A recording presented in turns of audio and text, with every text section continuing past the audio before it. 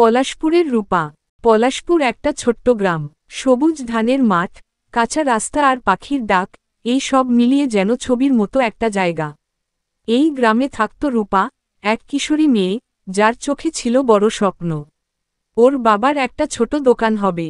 রূপার সবচেয়ে পছন্দের জিনিস ছিল স্কুলে যাওয়া।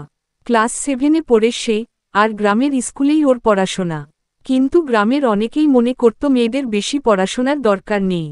রূপার পিসেমশাই একদিন বলেও ফেললেন, মেয়েটাকে বাড়ির কাজে লাগাও, লেখাপড়া করে কি হবে? রূপা চুপচাপ শুনল, কিন্তু মনে মনে প্রতিজ্ঞা করল, সে পড়বেই।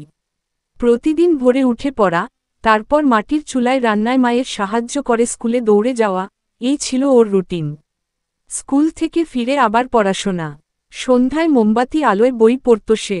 একদিন স্কুলে একটি প্রতিযোগিতা হল। স্কুলের মাস্টারমশাই বললে, রচনা লিখতে হবে আমার স্বপ্ন বিষয়ে। রূপা লিখেছিল, আমি একদিন গ্রামে একটা বড় স্কুল বানাবো, যাতে কোনো মেয়ে পড়াশোনার সুযোগ না হারায়। ওই লেখা দেখে হেডস্যার খুব খুশি হলেন।